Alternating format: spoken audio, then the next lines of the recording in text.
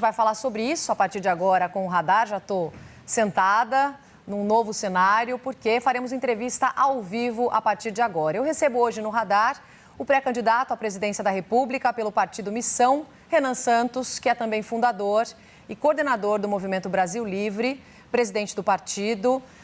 Presidente, pré-candidato, seja muito bem-vindo aqui aos estúdios do SBT News em São Paulo. Muito obrigado, uma honra estar aqui presente, um fã aqui do canal. Então, enfim, vai ser um prazer trocar ideia com vocês. Obrigada por ter vindo até aqui, pré-candidato. Queria conversar um pouquinho sobre o cenário que espera o senhor para as eleições agora de 2026. O senhor é considerado um outsider, alguém fora do meio político, e se coloca contra essa polarização que a gente vem acompanhando com os números nas pesquisas entre o presidente Lula e Flávio Bolsonaro. Assim como temos também outros candidatos à direita. O que te separa desses outros candidatos para além de Lula e Flávio Bolsonaro? Bom, primeiro de tudo, a minha história.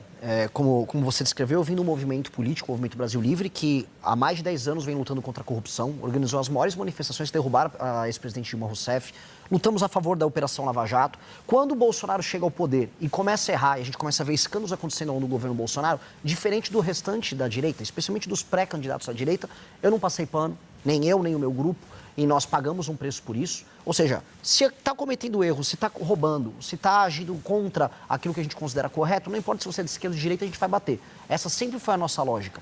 Naturalmente, nós somos um grupo mais à direita. Defendemos livre mercado, defendemos que a polícia tenha a condição de ir para cima dos bandidos, sem aquela turma dos direitos humanos enchendo o saco, mas isso não nos impede de, quando vê o erro sendo cometido no campo político que a gente faz parte, na direita a gente também bater. Isso diferencia do ponto de vista dos valores. Do ponto de vista das ideias, a gente está defendendo uma reforma muito profunda no Estado brasileiro. A gente percebe que o Estado brasileiro é dominado pelo que a gente chama de centrão. O centrão é absolutamente corrupto e isso está impedindo regiões inteiras do Brasil de se desenvolver. Eu rodei agora o Maranhão, estava rodando o Nordeste, é muito triste que eu vi ali. As pessoas continuam migrando do Nordeste para o Sudeste, para o Sul do Brasil e há um motivo. E o motivo é político e a gente quer resolver esse motivo para que o Brasil inteiro seja desenvolvido. O senhor não quer conversar com um eleitor mais moderado, então? O senhor se classifica como extrema-direita? Não, eu me classifico como uma pessoa extremamente honesta e mais inteligente e mais preparada do que os demais. Eu não vou ficar só no clichê. Porque as pessoas ficam só repetindo palavrinhas, jogando palavras ao vento. Ah, não, olha só, eu sou conservador, sou o cara de esquerda. Não, eu gosto do povo. Gosta de qual povo? O que é o gostar do povo do Lula? Quando você vai para o Maranhão, onde o Lula é muito bem votado, onde supostamente ele liga para aquelas pessoas, eu vi gente andando em cima de esgoto, dividindo comida com urubu. Eu não vi ninguém gostando de povo no Maranhão. Ao mesmo tempo, eu vejo os problemas no Sul-Sudeste, que a direita supostamente bolsonarista cuida. Ah, não, a gente resolve a questão da segurança. Resolve. Os casos bizarros envolvendo morte de mulher, morte de criança, assalto, roubo de celular continuam altíssimos. Então os problemas não são resolvidos. A gente fica participando de discussões idiotas, né? Ah, eu sou verde e amarelo, eu sou vermelho, mas na prática o ladrão continua assaltando e você continua pobre. Então eu quero resolver esse problema, eu quero ir para cima. E não vou perder tempo com rótulos. Por não perder tempo com rótulos, eu acho que eu sou mais efetivo em focar nos problemas. Qual é o estilo do eleitor que o senhor quer focar durante a campanha? Olha, eu não recuso voto, então eu não estou, vamos dizer, buscando o eleitor A, B ou C. Eu estou falando aquilo que é verdadeiro.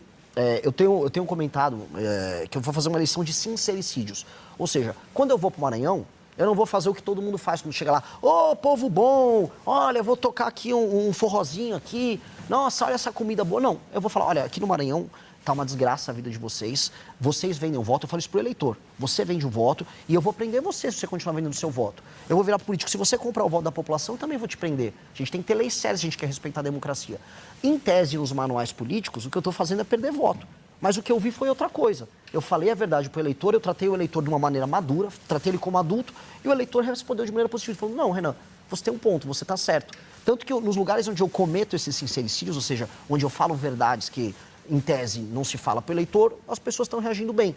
Então eu rodo o Maranhão, assim como eu vou rodar agora Santa Catarina, eu vou rodar todos os lugares do Brasil falando dos problemas locais, inclusive dos problemas do eleitor, porque o eleitor não é perfeito, né? A voz do povo não é a voz de Deus, no sentido de que o eleitor também erra, o eleitor também acredita em mentira, o eleitor cai em truque, e a gente precisa alertar o eleitor também para o próprio erro que ele comete. Mas o eleitor mais conservador, que pode ter o voto, né, no senhor, ele está preparado para algumas conversas, o senhor falou em sincericídios, né, algumas falas mais sinceras.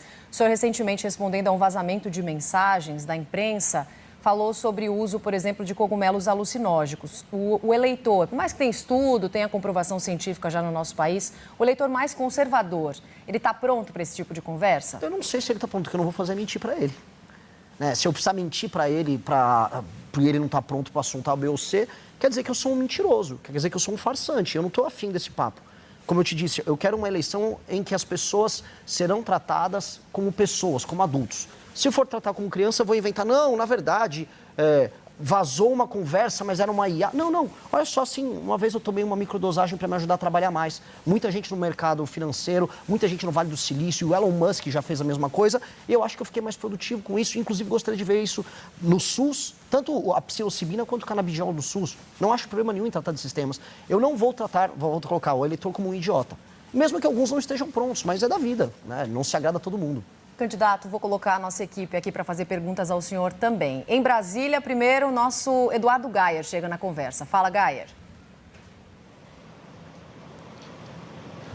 Oi, pré-candidato, bom dia, boa tarde já agora, obrigado pela entrevista. Queria ouvir um pouco o senhor a respeito de propostas. O senhor tem algumas propostas bastante ousadas, podemos dizer assim, como extinção de municípios, inclusive o senhor já chegou a falar sobre extinção do estado do Rio de Janeiro para formar ali uma cidade-estado. O senhor vai poder também me explicar um pouco melhor o que seria isso, mas muitas dessas propostas ou exigem mudanças na Constituição, o que por si só já precisa ter uma base no Congresso para aprovar. PEC é algo que demanda 3/5 de votos na Câmara e no Senado em 2 turnos. O senhor é um partido que ainda está começando, então teria de formar uma base, queria entender como seria isso. E a questão de extinção do Estado do Rio de Janeiro, tem gente dizendo que nem na Constituição dá para fazer, porque seria ferir cláusula pétrea, que é o atual modelo federativo. Então o senhor teria a proposta, talvez, de uma nova constituinte? Como seria isso? Suas propostas, elas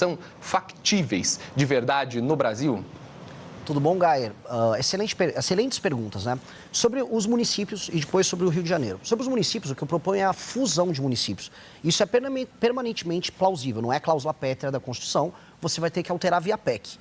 Alterar via PEC, se eu precisar fazer uma reforma fiscal que todos os pré-candidatos a presidente vão precisar fazer, será via PEC. Se eu precisar endereçar boa parte das questões que envolvem alterações nas leis penais, leis de processo penal, algumas delas terão que ser via PEC também. A real é que, infelizmente, a nossa Constituição, como ela abarca tudo, ela faz o que você tenha que fazer PECs, como você mesmo citou, para tudo. E o próximo presidente da República terá que fazer isso. Eu, assim, o farei. E eu acho que nós precisamos fazer um governo muito reformista que altere a dinâmica. E por que eu quero fundir municípios de maneira clara? A maior parte dos municípios brasileiros não se sustenta e são muito mal administrados. Município pequeno, que é mal administrado, tem baixos indicadores, números de desenvolvimento humano, números de saúde, saneamento básico, educação, tem que se juntar com outros municípios e ter um prefeito só e 9 vereadoras. Eu vou demitir um monte de prefeito e um monte de vereadores do Brasil, que é basicamente um bando de parasita. Isso precisa ser feito. Sobre a questão do Rio de Janeiro, que também é importante, não é extinguir o Estado, é algo que é previsto na Constituição, que é criar um outro Estado, que seria o Estado da Guanabara, que já existia antes, que seria, vamos dizer, uma autonomia, uma cidade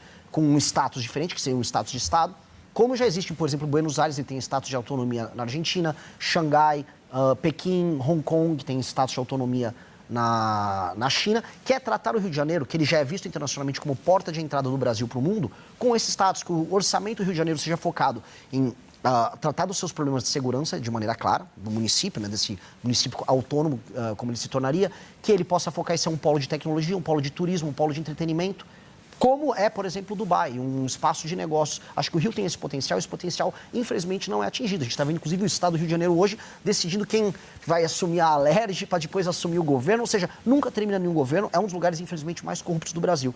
E sobre a viabilidade disso? Se eu saí de um partido político que foi realmente montado agora, em novembro, aparecendo com 1% nas pesquisas.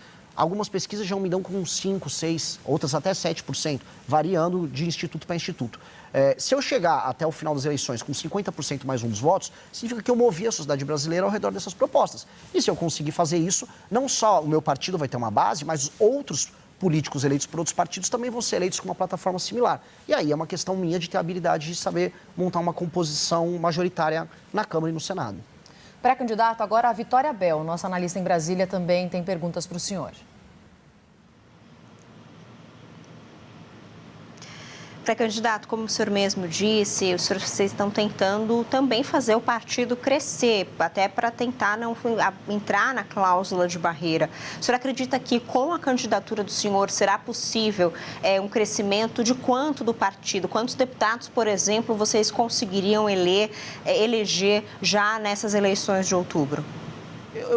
Obrigado pela pergunta novamente. Eu não faço muito essa conta, a gente também não montou, porque se eu ficasse preso nessa conta, eu estaria fazendo o que todos os partidos fazem. O que é? Os partidos entregam seus diretórios estaduais para algum político do centrão que tem dinheiro, ele fica com o diretório, ele fica com o diretório autônomo, faz os negócios que ele quer ali e, em troca, ele nos dá um deputado federal para ajudar a passar a cláusula de barreira. A gente não vai fazer isso, a gente não vai negociar nossos diretórios e o nosso plano é eleger pessoas dentro da nossa plataforma. A gente tem um livro, chama Livro Amarelo, que é um conjunto de propostas que nós temos para resolver os problemas do Brasil, que é daí onde surgiram as propostas que o Geyer perguntou antes.